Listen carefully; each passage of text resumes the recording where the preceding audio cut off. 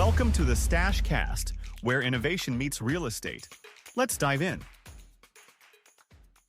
Before we get into this, is a non-conventional sort of episode where I usually have a pre-call with my guests to discuss who they are, what they do, why it might be a good fit for the podcast. And in this case, I had a really in-depth conversation with this guest, Rob Greene, as part of the pre-call. And I think that it would be helpful to weave that in at the front of the podcast. So that's what I'm going to be doing.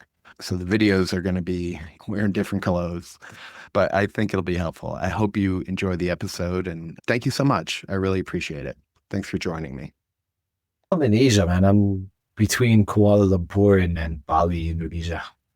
Doing the digital nomad thing, living off the laptop, hanging out in the islands, enjoying peaceful side of the world where it's not going crazy. I'm used to it. If I talk to people in the States, it's usually running a night shift because it's about 12 to 16 hours apart. I do it a couple of days a week. I was in the military for 6 years. I had some pretty crazy experiences. And then after that, I got out, and it took me almost 7 years to realize I had PTSD. Because there were some things I would do that would be absolutely crazy to everybody else, but normal to me or other military guys, because we're living in a different kind of culture than getting out and being around normal people. Like what? I've had chronic insomnia for the past 22 years. So like sleeping 1 hour a night or 2 hours a night, or not at all. We just write it off as a normal thing. Grab a couple cups of coffee, get some chewy tobacco, go about your business. Yeah, disciplining people. Like when I was working with teams or in corporate and someone would make a mistake, like in the military, everything's a life or death matter, right? Attention to detail, right? So they don't take kindly to mistakes, but in the corporate world, the intensity level wasn't as high. That was a bit of an adjustment, which actually got me fired from a job. I was in a really bad mood and I berated somebody verbally to the point he started crying. I got pulled into the office afterwards. That's not appropriate. You can't do that here. I'm sorry, but I have to let you go. Yeah. My breaking point was losing my father to suicide in 2013 after I was in the Philippines on a humanitarian aid mission. There was a super typhoon that ran through the Philippines in 2013 called Yolanda. And so rather than going home for Christmas to be with my dad, I decided to do a volunteer project in a medical mission to give out relief goods and set up a solar-powered Christmas tree in the middle of the destruction. The whole city was just in ruins. The typhoon winds were coming in at 230 kilometers an hour. Like the winds were so strong that the Filipino people had these little tin plated roofs, and they were getting thrown into trees like ninja stars. And so you'll see these big trees, and there's like a metal card that's a roof plate in the tree, like through it, like in one side and out the other. Oh my gosh. So you'd see like half bodies around the place, and it was a crazy scene, dude. By the time we got down there, it was 3 weeks after the typhoon. Food supplies were super limited. A lot of people were starving. Shelter, electricity. Some people had it, some people didn't. It was fucked. Like it was messed up. Yeah. And so that night I called my dad up and I was like, hey, this is what I'm doing. I'm sorry I can't come home. He said, son, you're more of a man than I'll ever be. I really love you and I'm proud of you. And the next day I got a phone call that he took up 38, put it to the side of his temple and blew his head off. So after coming back from that medical mission, I had to scramble together a ticket, then fly on New Year's Eve, going in from 2013 to 14 on a plane to go home to sort out this mess. That kind of broke me. That was tough, man. Going into my dad's apartment, my brother and sister couldn't handle it because the smell of death was still there. They're not used to that. So when my brother walked in, he vomited. My sister started crying. So walking into that scene where they had like a chalk outline where his body was and the brain matter still on the TV in a bullet hole, and part of the carpet was cut out because it was too bloody and messy. And having to go in there and see that really did it. But I still tried to hold it together. You're a man. You're an American man. You don't talk about your problems. You just carry on and get shit done and you don't think about it, right? So that went on for another 2 years, but everything got progressively worse. I developed a super bad drinking problem. I got super into drugs. If I wasn't at my desk at work, I had to be on something. I couldn't just take being in my own body. I was in a relationship at the time that went down the shitter. I went on this weekend long drinking and drug binge, 3 days, doing everything left, right, and center that I get my hands on. Then I get home. Then my ex was like, I don't think this is going to work out between us. You need help. You're toxic. And I was like, all right, cool. Get out of here. I don't care. And I was wanting to go to bed, like whatever. And then I don't know what happened. And we got in a big argument and I lost it. And I was like, I don't want to live anymore. So I took my hunting knife out and I put it in my neck and I started to cut my own neck. Luckily, she tackled me into the wall, man. She's a pretty tall British girl. So she, I don't know, maybe the rugby. There was a hole in my wall. She ran me through a wall. Wow. So after that, I was like, all right, I need help, man. It's leaking everywhere. So I contacted the VA. They said, fill out this paper, come in 2 weeks and give me eval. Okay. Give me eval, talk to them, tell them everything's going on. Then they said, all right, come back in 2.5 months when the results of your eval are out. I'm like, okay. So wait the 2.5 months. And they said, okay, you have severe PTSD. I'm like, yeah, no shit. What do I do about it? Fill out this paper and this person will refer you to this doctor and we might get you in 8 months. Oh, man. I was like, you mean to tell me you guys get billions of dollars in funding every year and we're losing 22 veterans a day to suicide and I got to wait 8 months to talk to a shrink?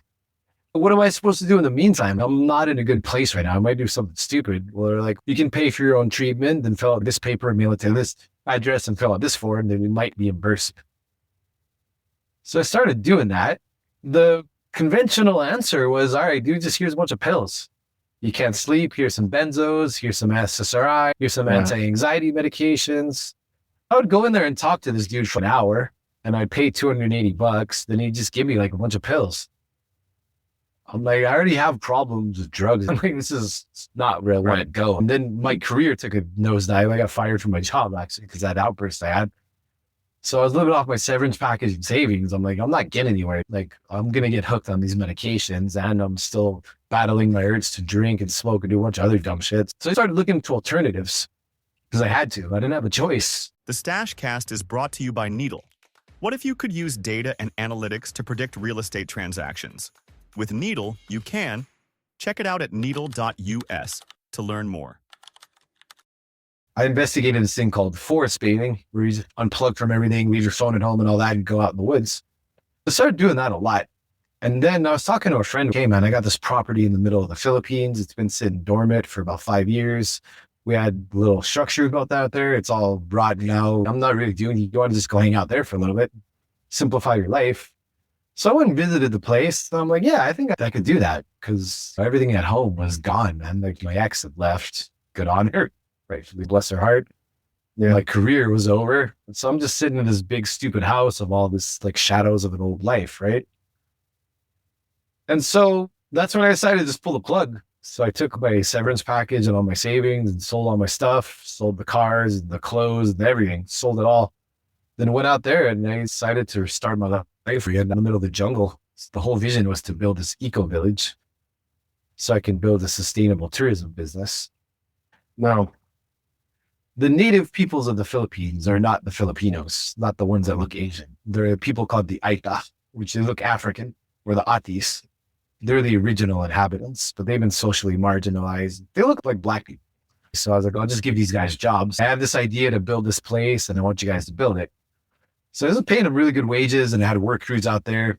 We didn't have power tools. So it was all machetes, chicken wire, fishing line, and saws. And that's all they had. One day I went to the market and I bought a old ratty t-shirt, a machete, some old shorts and sandals. And I just showed up. I'm like, all right, guys, I'm joining the crew. Teach me what to do. And so they're tripping out. Wait, you're our employer, but you're our trainee at the same time. Like, how's this working?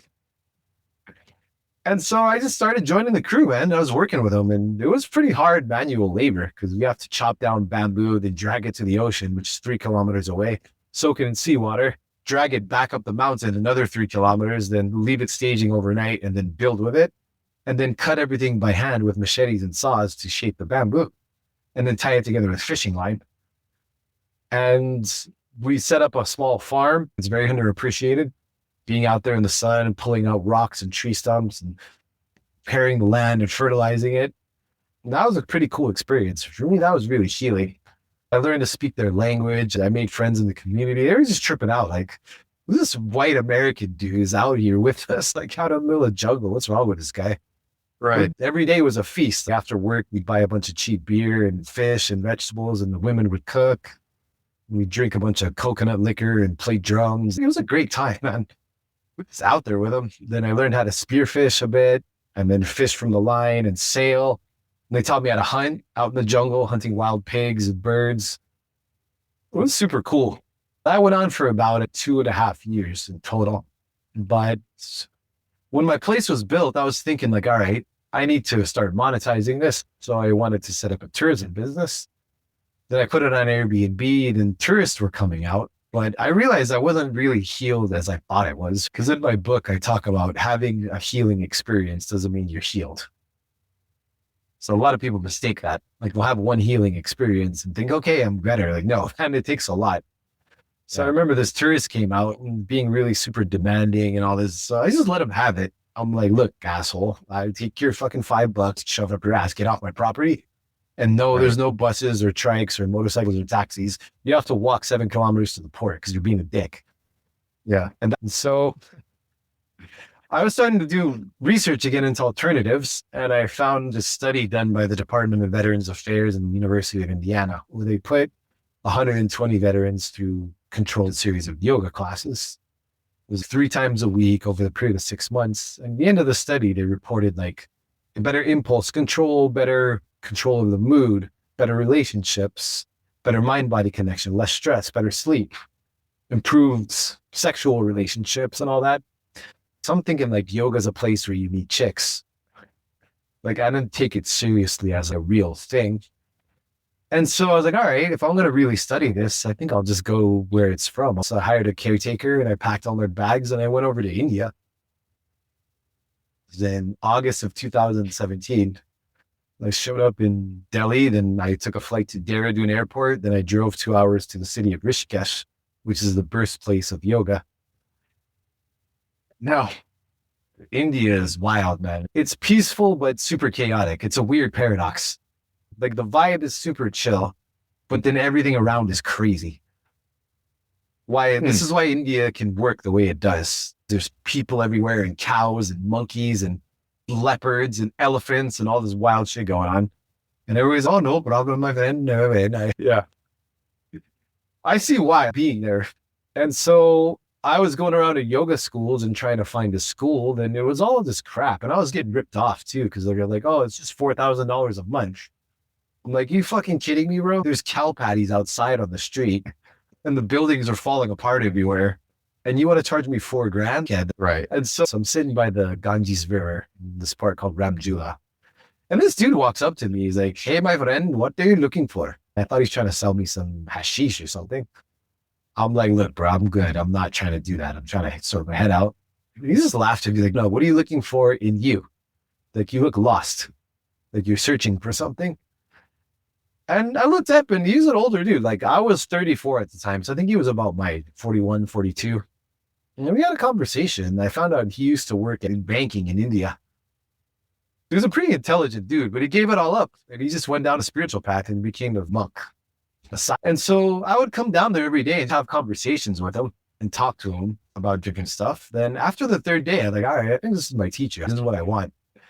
And after getting to know me for about a week, he invited me into his world. And I was with this group of sadhus for 3 months, man. These traveling Hindu monks. We didn't wear shoes everywhere, so we're all barefoot, right? They survived off of alms. They would beg for alms all day, and people would give them alms, and they would distribute it among each other. Or they would get food from nature, or to go around to temples and work and volunteer, and they would feed us and sleep on floors or out in the jungle. Like we're just roughing it out there, practicing yoga, like maybe 4 to 6 hours a day, between understanding the philosophy, going to different historical places, doing the practices, going through the meditations. And that really brought me to a different level, spiritually, mentally, and emotionally, because I learned the practice of yoga as not just an exercise for soccer moms or chicks that want to look good in their Instagram photo. Like it was an actual spiritual practice where you dig deep into different parts of yourself. It all started to come out. And I went through a place of spiritual psychosis. It's interesting.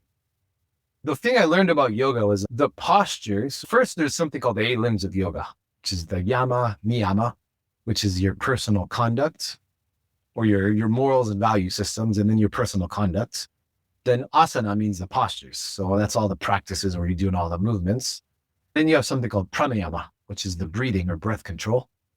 And then dhyana, and then dharani. Dhyana means like deep focus, and dharani means meditation for actual spiritual growth. And then samadhi means like your full awakening or enlightenment. And so in the West, you only get 1 to 2 parts. You get the postures, Right. and then people call this breath work now, where you do all these breathing practices, but it's actually called pranayama.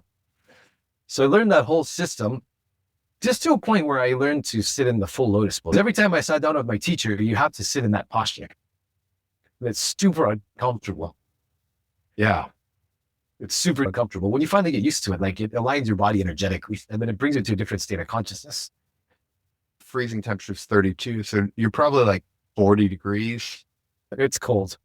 Yeah. So that was 3 times a day in the morning. Then he made me, it was one day, he made me sit inside there in Padmasana, in the river. He said, "You're not moving, 1 hour, no coming out." Wow. And so I was like, what if I freeze? He forced me to sit in there, then use my breath to generate heat so I didn't start to freeze and shiver. He sat next to me and he wasn't even chirping about it. He was kind of laughing at me doing it, but that was a really crazy experience about breath control and how the body has latent abilities we don't tap into until we have to out of necessity, right? And so that was one of a lot of different experiences. But the main takeaway from that was that when you develop a new relationship with your body and breath, you can expedite the healing of trauma by excavating and processing emotions on a faster rate than conventional talk therapy, journaling, or stuffing everything down on medications and things like that. So the next leg of the journey was going to China. I did that for about 3.5 months. And I said, all right, this is cool. I'm all yoga out. And I want something different. So let's go do whatever. So the next stop was going to a Shaolin monastery in northeastern China. So I flew into the city of Qingdao, and then I went to the place called the Jian Taigong Martial Arts Academy. And my teacher was a 32nd generation Shaolin master named Master Zhang. He was about 5'6", 160 pounds stacked. This dude wiped the floor with me without even trying. Like, I thought I had my ass beat before. Like, this guy fucking beat my ass with a smile on his face. I know he did it on purpose in the beginning to break my ego. Yeah. Because I'm thinking, oh, I'm this tough ex-military guy, and this little Chinese dude. I didn't know what hit me, man. Before I knew it, I had my arm all twisted up, my hands, I throw them on the ground. And he's sitting there, he put his knee in my chest. He's just looking at me laughing. Like, all right, I don't know anything. Like, I don't know nothing. And so for the first month, I just had to do the same movements, the same 23 movements over and over again. I hated it. Because when you train in like China, Japan, Korea, the martial arts there is it's not an entertainment thing like in the West. You could take your kid to karate class and he has a bunch of fun and he wants to go back. Over there, this is what you need to learn. And this is the discipline you need to follow. And if you don't like it, you can go and we don't need you. So that was their attitude. And so did that for about a month. And then after the first month, I was telling him, I was getting frustrated. He knew it too. He said, why am I doing this? He's like, you need to break your ego. Let go. And so I was just like, all right, if this is the only thing I'm gonna do, then fine. I just gave up. And then he started teaching me. By month 2 and 3, I got deeper into the training and the practice. It's probably one of the hardest things I've done in my life physically. Like waking up 4 a.m., you have to run 3.5 kilometers up the hill to get your water for the day from a well. Then you bring it back. Then you do 4 hours of morning training. Then you have a lunch break for an hour. Then you do 4 hours of afternoon training. And then you have your night routines where you do meditation and Qigong or study Chinese, and then you go to bed. You do that 6 days a week. I remember I showed up there, I was about 192 pounds, and I left, I was like 170. Wow, I bet. So the main thing I learned from that experience was if you have anger issues and violent tendencies, mastering the power of violence through a practice to a point where you understand it fully and you're fully capable, but in a spiritual aspect where it's no longer appealing to you, it has an adverse effect. After doing that, I no longer had any kind of desires to hurt people. Even though I'm fully capable of doing it, I don't even like violence. I'd rather not even go in the direction of arguing with people. I went to Tibet next. My whole plan was to go to Tibet for 3 months, but that got cut short after 2 weeks. The Chinese authorities somehow found out that I was ex-military and I've been poking around in Tibet and talking to monks, and I got politely escorted out of the country. Yeah, all right, I guess it's the airport. Yeah. Then the last leg of the journey was being stuck on another island in the Philippines during the pandemic, where I joined a troop of spearfishermen. since the pandemic had shut a lot of things down and movement and travel were restricted, a lot of people were starving. In the island I was living on, there was these guys that would spearfish almost every day. They would go out for 12 hours from morning to night or all night, from 10 at night until 6 in the morning, just shooting fish. So I started hanging out with those guys to learn spearfishing and freediving and further breath control. And that was a super cool and intense experience too. Because they'll drop down almost 100 feet, post up on the bottom of the ocean, murk a fish, drag it back to the surface, throw it on the boat, and do that again for 3-4 hours straight. Then take a lunch break. They gut one of the fish and they have a grill on the boat. They grill it up, slam a bunch of beers, smoke cigarettes, and then after an hour, they go back and do it again for another 4 hours. Wow. Yeah, man. And these guys are banking down 100 feet, no problem, without even breaking a sweat.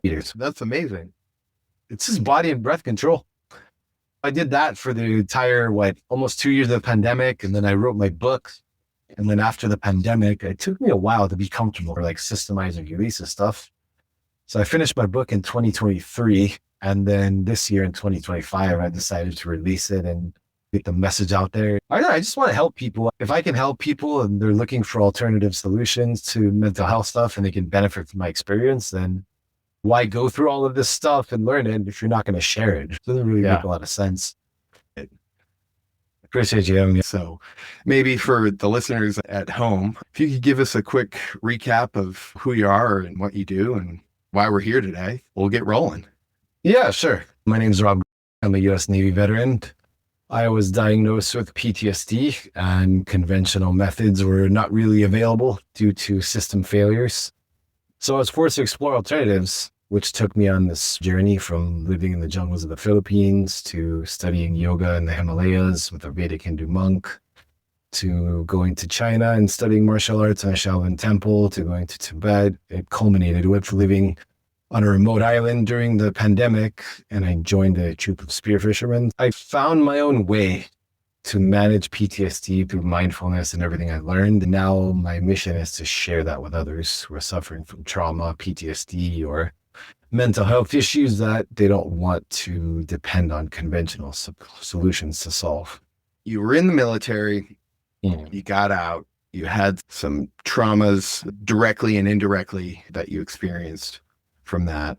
And then you said, leave the Western world and go to an island.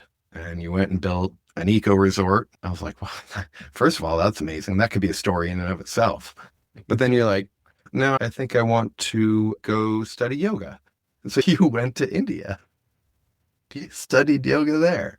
Once you had gotten your fill, you then went to China and studied with the Shaolin monks. My question was, from each of those experiences, what were you seeking and what did you get out of it? Did they end up being the same thing? I think in the beginning, I didn't really know what I was looking for. I was just going through, I guess, like a quarter life crisis, early 30s. So I was just going there to learn about myself and just to go on an adventure and just see what happens. I didn't really have this specific, I'm going to go accomplish this and this textbook predicted thing. I just thought the experience would be cool. That's when I learned the lessons and the wisdom from each one.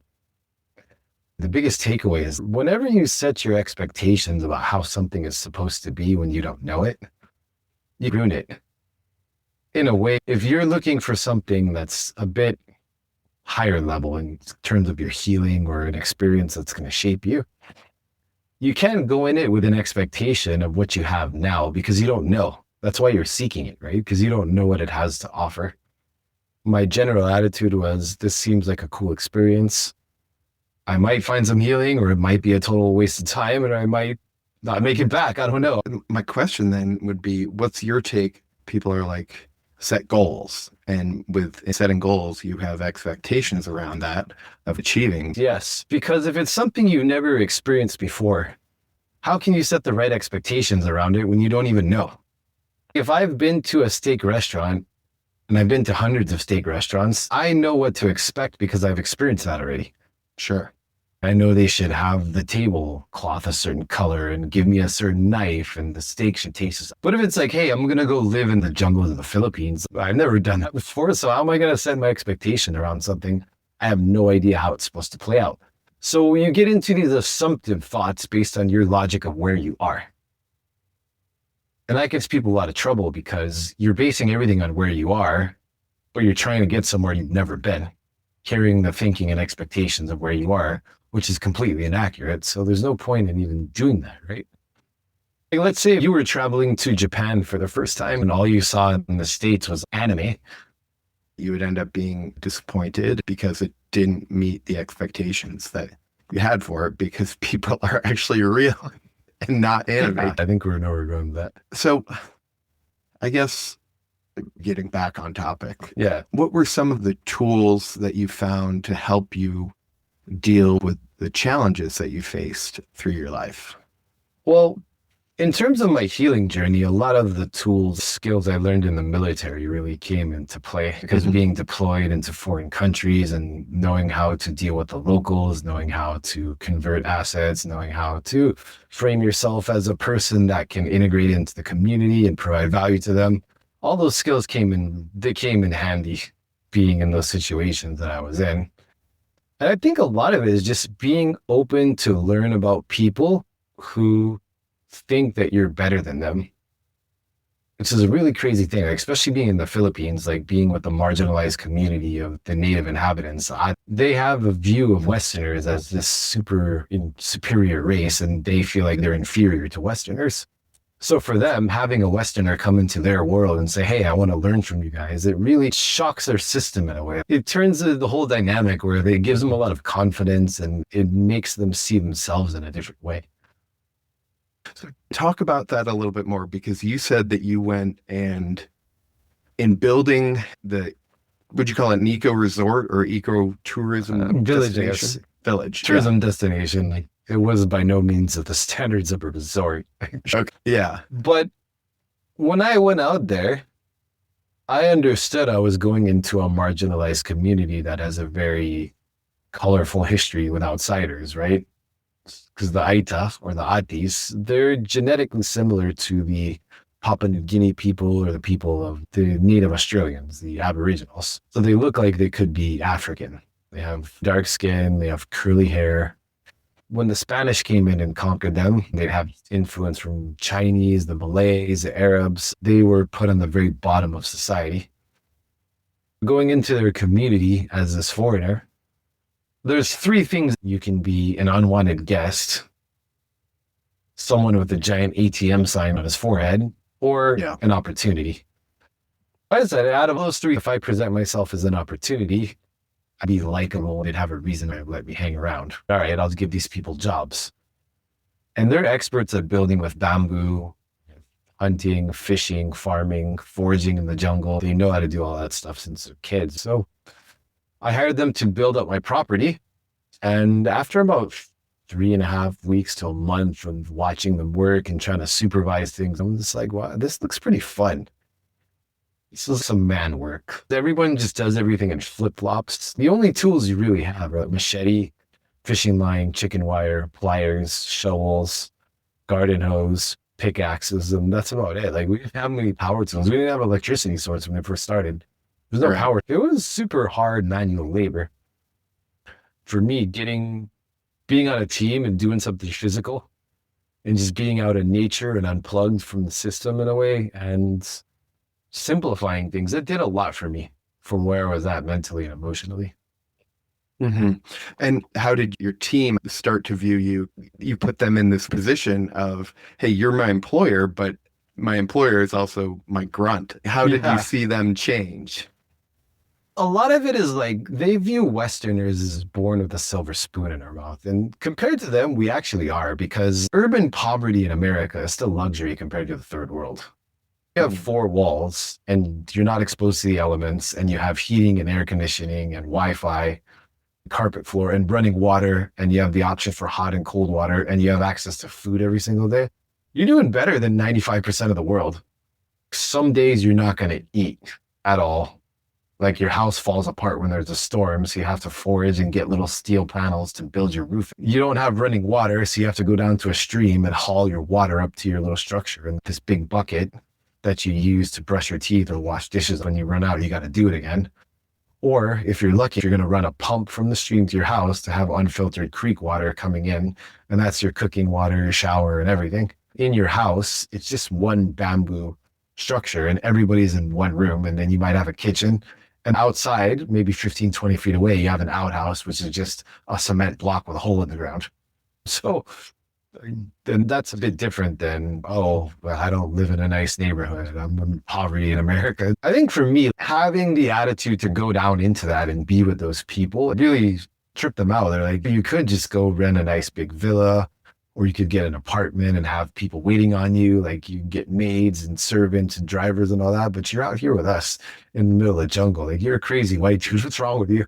In the beginning, they were a bit amused by it, but they saw me working with them and really trying to grind with them and keep up and learn. I eventually got respected by them because it's quite different than walking around an Amazon warehouse and putting stuff in boxes or standing there and taking orders and drive through. This is really out there in the jungle, barefoot, machetes, tools, hand saws, and manual labor.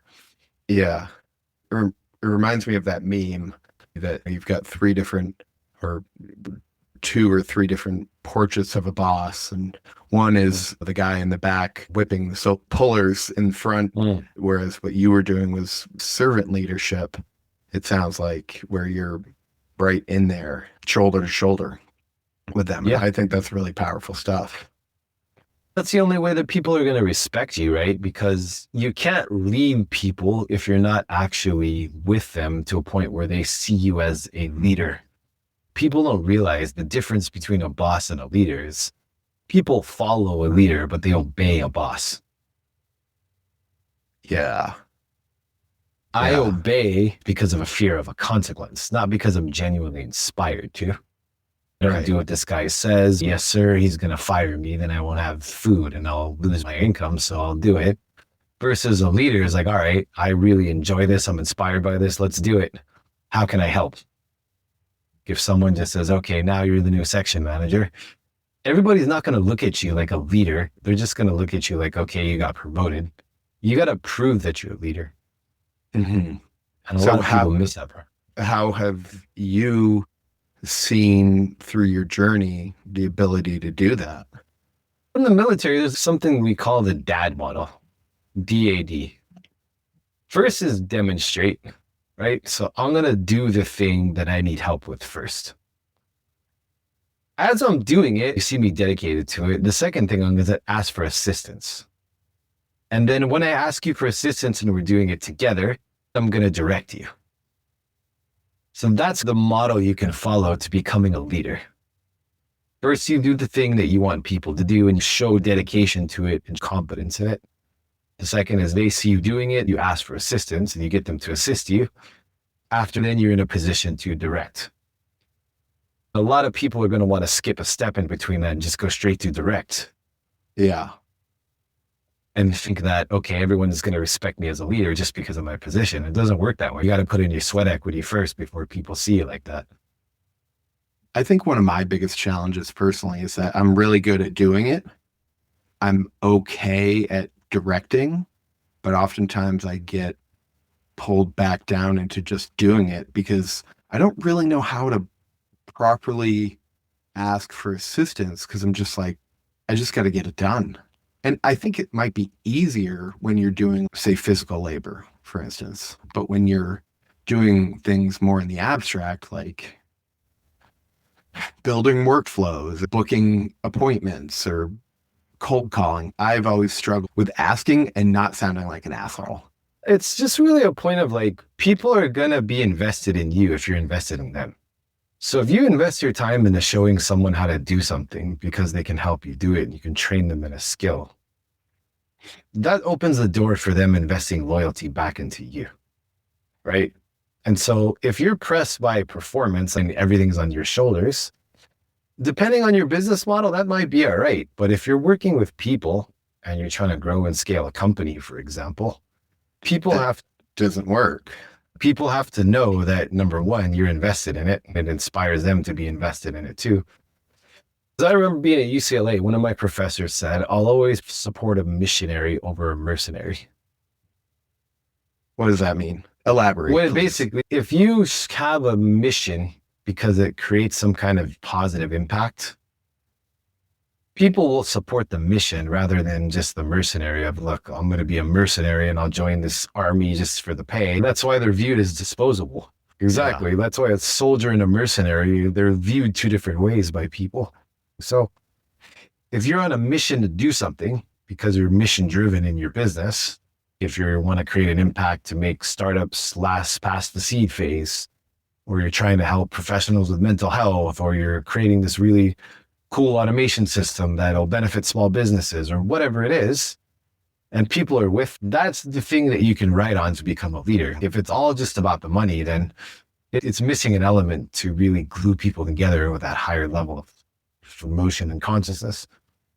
So I want to sew this into what you're doing, but I have another follow-up question. One of the things I struggle with is that I hesitate to ask people to do things because I feel like that it might build resentment in them. How do you overcome that? If they're on your team, you'd have to really look at the position they're in. If I'm hiring somebody to be my assistant, I'm paying you a salary. Sure. Then why would I have a problem asking you to do the thing that I'm paying you to do? You can't be afraid to inconvenience people if you're in the position to do that. They're voluntarily showing up for that. If the person is not in a position for that, then yeah, you would feel guilty about it, because if somebody's not on your payroll and you're asking them for help and they're investing their time in something with no compensation, then yeah, it would be weird. How do you do it with remote workers? Long story short is that if you're in a position, you have to leverage that to get people to move. If we have an agreement, like if there's a remote worker and you say, all right, I'm going to pay you $3,000 a month and these are your responsibilities, so I'm going to make full use of the time to get my money's worth. Because on the other end of the spectrum, if you're paying somebody and they're not really doing anything, or just making sure you're in a position to dictate and then taking full advantage of the position that you're in by directing people to do the things that they voluntarily are doing in exchange for the benefit you're providing them.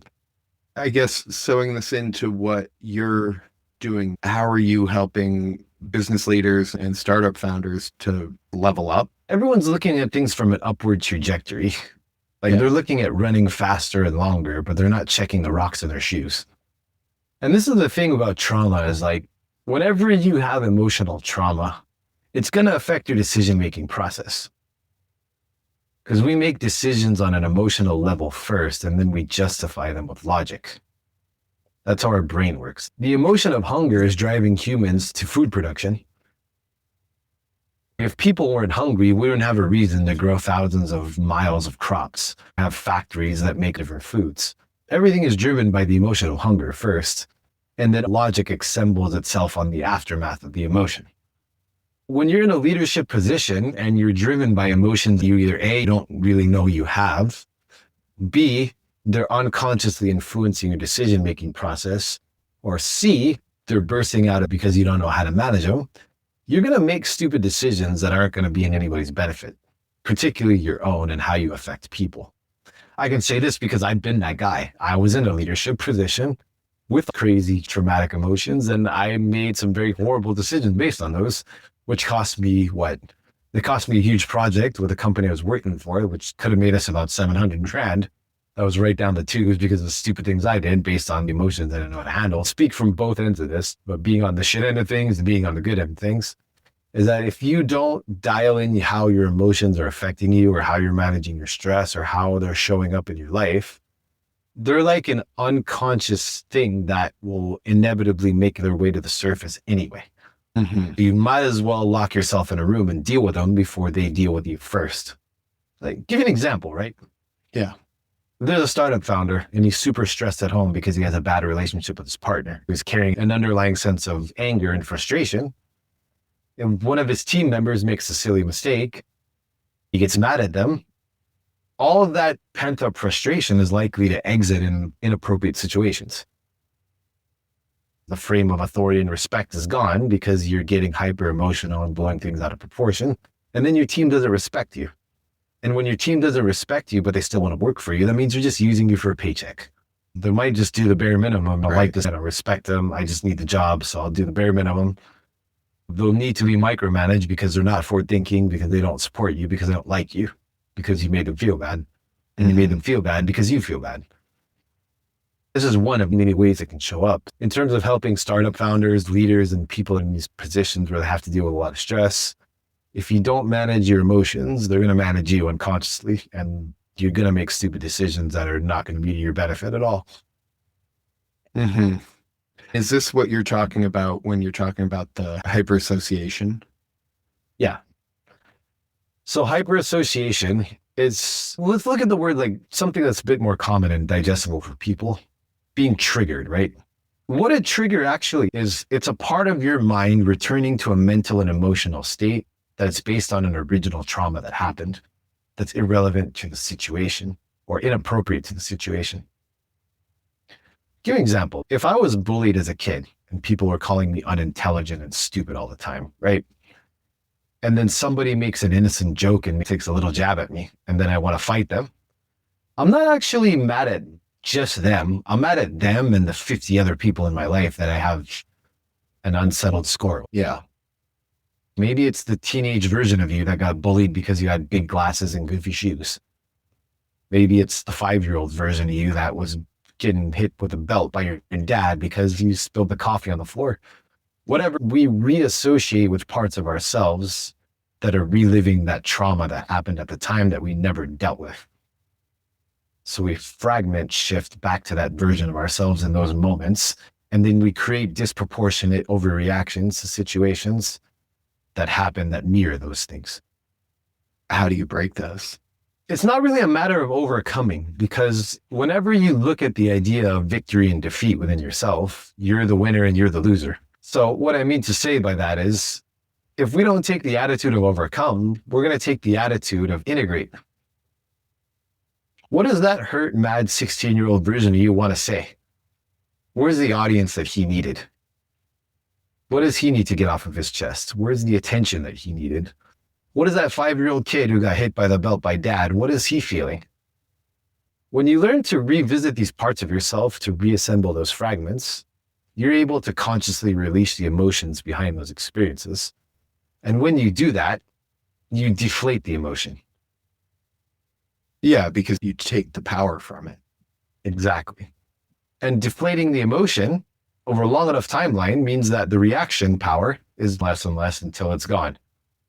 So rather than being this big 250-pound prison guy with muscles and tattoos that just wants to jump at everybody, it turns back into this skinny little twerp where it doesn't have the power to hijack your thinking, if that makes sense. The saying that I've had so many times in my life is, the road to hell is paved with the best intentions. You do something, it ends up blowing up in your face. That is not what I was trying to accomplish here. That is not what I was trying to do. But the powers that be in that given situation say, no, you did something wrong, no matter what your intention was. And so as a result, here's a punishment. It's too late. And that can become a trigger for future things, because just because you intended to do something and you had this positive outcome in mind doesn't mean that everybody else is going to interpret that way. The thing you got to understand is people in general, that intentions are meaningless. Say more. Meaning that if I have the intention to do something good without the wisdom of understanding what I'm doing, I can actually do something very dangerous. For example, someone wants to help you out, so they pump gas in your car, but they put diesel fuel in your tank. Yeah. And now your engine is totally clogged and you have to get it fixed by a mechanic. Right. The reason that whole situation happened is they acted without foresight and wisdom. That's a good example. There's a saying in Buddhism that ignorance and compassion are very dangerous when mixed together. Yeah.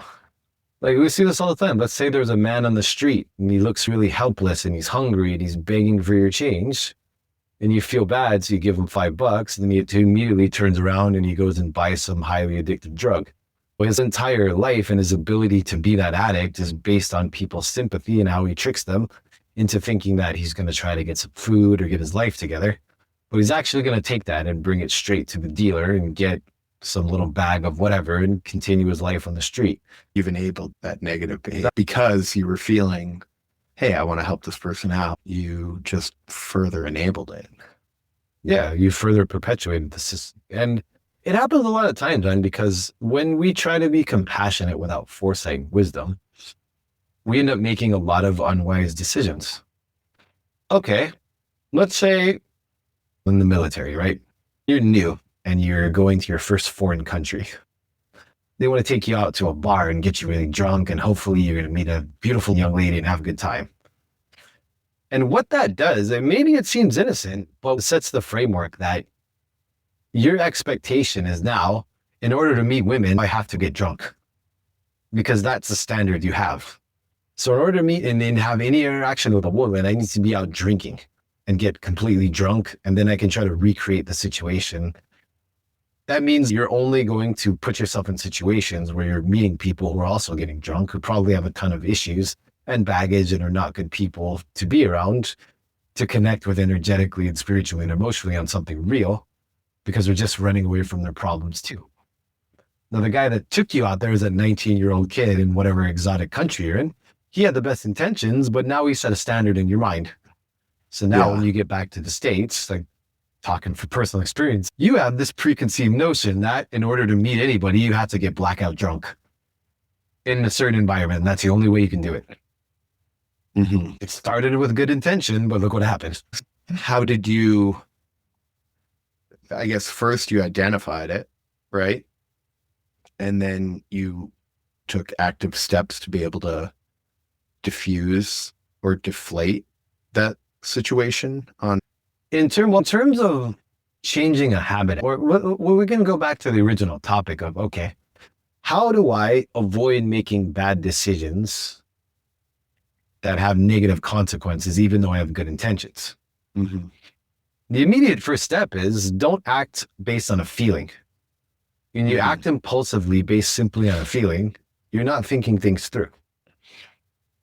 You ask 99% of the people that are locked up in jail, they're probably there because they acted on a feeling in the moment. They didn't think things through. So you have to be able to not let the emotion hijack your thinking.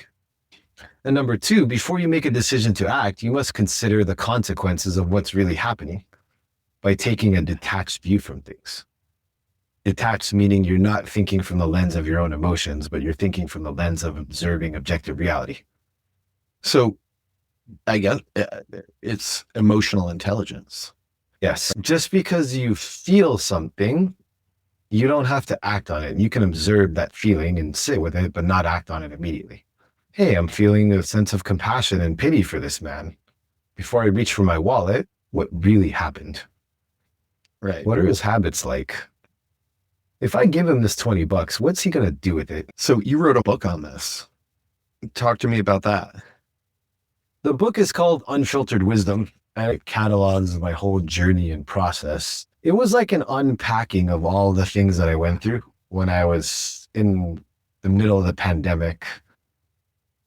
My tourism business was shut down. I was on a remote island. Didn't have much to do all day. I started going out with the spearfishermen and applying the yoga and breathing techniques and doing a lot of meditation. And I talked to a friend and said, hey, you should write a book about what you're doing. And I sat down and it just came to me and it assembled itself in my head. And it took me about a year to get it all out there in a rough draft. Basically, the book is about how we relate to trauma and how we relate to our emotions in the aftermath of a traumatic experience, and then what to do to reassemble those broken parts of ourselves and move forward as a patched up version of ourselves. One thing I relate in my book is that physical injuries are very visible. Right? Like if you had a Ducati and you were going 150 miles down the highway and you got in a wreck and you somehow survived, everybody would know that something happened. Like you'd be full of bandages and crutches and casts. Walk with a limp the rest of your life. It's very visible. But emotional injuries are not visible. Well, we have them, man. People have them bad. We don't even know. We don't even know because we can't see, and it's not something that we talk about. When you have these invisible injuries, you're not going to heal back to normal. The same way if you broke your leg in 16 places and you somehow get it set up by a doctor, you might be able to walk again, but you're not going to be that star track athlete you were when you were 16. Right. It's not going to happen, like, especially if you start getting older, right? So the whole idea is how to reassemble the broken parts of yourself through systems, processes, and mindsets, practices, and just wisdom I learned in my journey. And I put it together in the 250 some odd page books, depending on where you read it and how big it is and all that. It just sums up the things that I learned. So the idea really is, number one, you have to admit to yourself that I have an emotional injury. They say the first step is admitting you have a problem. And a lot of us have a hard time admitting that to ourselves. Yeah. I have these emotional injuries. And then you have to figure out, okay, these are the events. And the next thing you're going to have to learn is emotional intelligence. What does that even mean? How do I connect with these feelings and honestly understand them to a point where they're not hijacking my thinking and I'm okay with acknowledging that I have them? Which is very difficult because in American culture, especially as men, we don't talk about our emotions. You ball them up, shove them down, and get a bottle and drink them away. At least that's how it was in my generation. Learning emotional intelligence is a very important skill for men because we're taught to be disconnected from a young age, right? Rub some dirt on it. You're fine. On. So learning to say, okay, these things happen to me and I feel this way about it. I feel sad and upset. I feel angry. I feel disappointed. I feel hurt. And now that you're able to understand that, okay, I have emotions and it makes me human and it's okay, the next skill to learn is emotional maturity. How am I going to manage these things now? How am I going to communicate them? How am I going to interact with people knowing that these are there? And this emotional maturity is key in relationships of any kind, especially if you're a startup founder, you're a person that is in a leadership position, if you're a husband or a wife, or even a boyfriend or girlfriend. In any kind of human relationship, the way you manage your emotions will make or break that whole relationship. And I'm willing to gamble 99% of the reasons why people fail at relationships is rooted in emotional maturity and intelligence. My girlfriend wants to spend quality time with me, but I feel like she's being demanding because I'm too busy playing. But when she wanted my time, I was too emotionally unintelligent to acknowledge that. I'm too wrapped up in my own head. Emotional maturity is recognizing your own emotions and recognizing the emotions in others and how to manage situations around that. What have been some of the techniques that you found to be able to successfully manage? Once you've identified it, once you've admitted you have a problem, how do you then effectively cope with it, deflate it, and deal with it? So the easiest way to do this is through somatic experiencing. What somatic experiencing means is experiencing the motion as a sensation in the body, fully connecting with the bodily sensation. If you look at Indian medical science or Chinese medicine, they have a map of where emotions reside in the body and how they affect different organ systems, right? For example, sadness and grief reside in the lungs.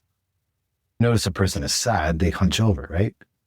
They're down, disappointed, so their lungs are collapsed because of the heavy energy of sadness in their lungs.